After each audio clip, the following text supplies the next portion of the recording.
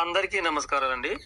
మన జీవన విధానాలు ఏవేవో కొన్ని తప్పుగా ఉండొచ్చేమో కానీ చాలా వరకు గొప్పగానే కూర్చబడినవి.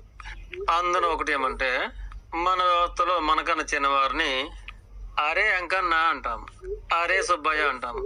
ఒక్కోసారి పేరు కూడా అందులో కలపకుండా అరే ఇట్రారా అంటాము.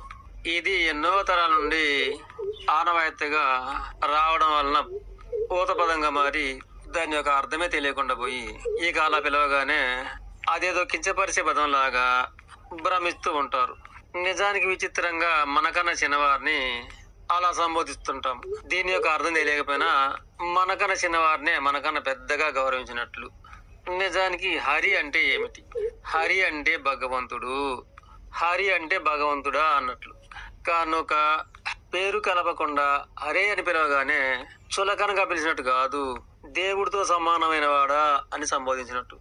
హరే కృష్ణయ్య అంటే కూడాను, హరే రామయ్య అంటే కూడాను వాడిని పిలిచే ముందు వాడిని దైవంగా మాత్రమే సంబోధించి పిలువబడుతుందని 99 మంది కాదు, 100% మంది కూడా తెలియదు. ఇది అందరి నోట్ల ఆనవాయితీగా సంబోధనగా వస్తుంది కనుక ఇక విచిత్రంగా దాని యొక్క పరమార్థం మాత్రం ఎవరికి తెలియలేదు కనుక చిన్న చూపుతోని కించపరిచినట్లు అని అమాయకంగా భ్రమిస్తుంటాం. నిజానికి చిన్నవారిగా కనిపించిన ప్రతి ఒక్కరిలో కూడాను దైవంగా మాత్రమే గ్రహించబడుతుంది అనేది తెలుసుకోలేకపోతున్నాం. ఇకనైనా తెలుసుకోవాల్సింది ఏమంటే 100% దైవంగానే సంబోధించినట్లే.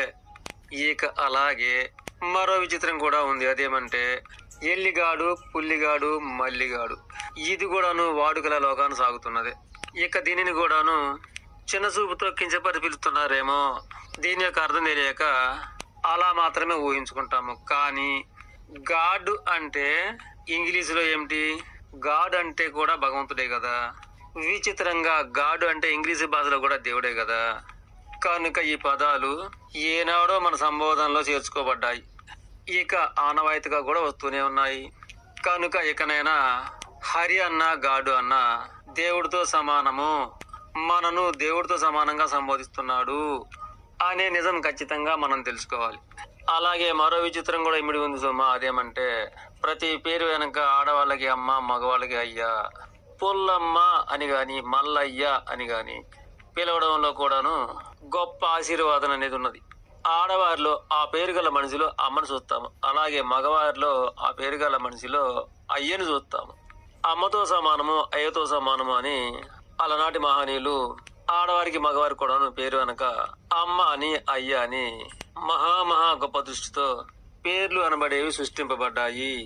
ఈ బోధనలో గల రహస్యమును మరోసారి వేయండి. అలాగే మీరు గ్రహించిన ఈ రహస్యమును ఇక ముందు 10 మందికి కూడా వివరించండి. కనుక అలనాటి మహనీయులు చిన్నవారిలో దైవాన్ని చూడమని ఈ విధమైన సూత్రాన్ని అందజేశారు.